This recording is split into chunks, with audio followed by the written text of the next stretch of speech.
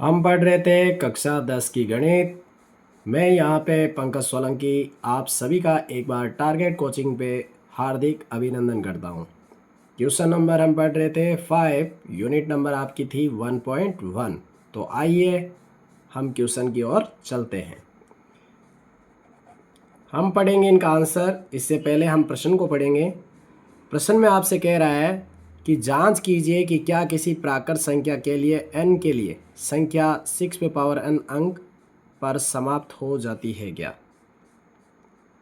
पर समाप्त हो सकती है क्या, ये पूछ रहा है आपसे। तो आइए देखते हैं। सबसे पहले हम क्या मानेंगे? सबसे पहले हम इसे नेचुरल नंबर के रूप में मानेंगे। तो हम लिखेंगे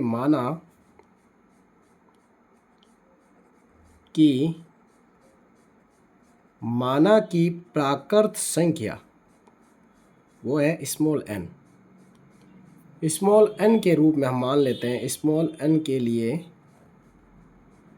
हम जब इनके गुणनखंड करते हैं तो आप सभी को ये पता होना चाहिए क्या, 6 पे पावर n के लिए 6 पे पावर n जो प्रश्न में दिया गया है 6 पे पावर n अंक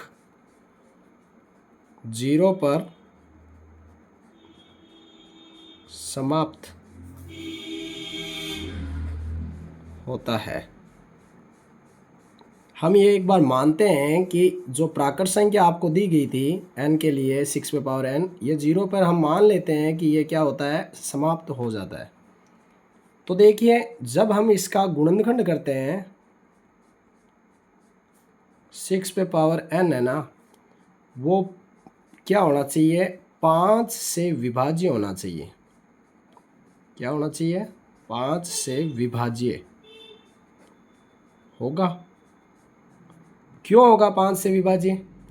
क्योंकि जब हम इसके गुणनखंड करते हैं तो 2 और 5 के रूप में होते हैं, तभी ये 0 पर क्या हो सकता है, समाप्त हो सकता है। लेकिन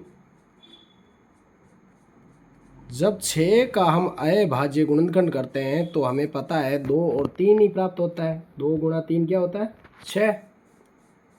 तो हम लिख सकते हैं कि n element of the natural number जो 0 पर समाप्त होगा, अर्थात जो n है, n के मान हम क्या रख सकते हैं, अर्थात n का मान जैसे 1 2 3 डैश डैश डैश ऐसे मान रख के हम जब इनका चेक करते हैं तो क्या 6 पे पावर n है, अर्थात 6 पे पावर हम क्या लिखेंगे, यहाँ 1 लिखते हैं तो ये 6 होता है और 6 का गुणनखंड 2 गुणा 3 होता है। इसी प्रकार से यदि मैं n का मान 2 लिख लूँ तो 6 पे पावर 2 का अर्थ 36 होता है और 36 का जब हम गुणनखंड करेंगे तो फिर भी आपको अभाज्य गुणनखंड के रूप में हमें 2 2 2 देखने को मिलेगा, जबकि 5 हमें विभाज्य नहीं देखने को मिलता है। तो हम क्या लिखेंगे, 6 पे पावर n के जब हम अभाज्य क्या करते हैं, गुणनखंड, अभाज्य गुणनखंड में 5 का कोई स्थान ही नहीं है, कोई स्थान ही नहीं है।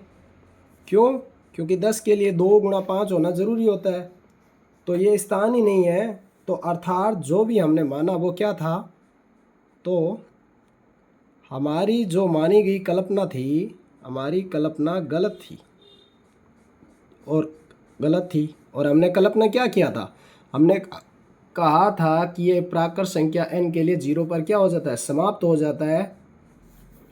गलत थी।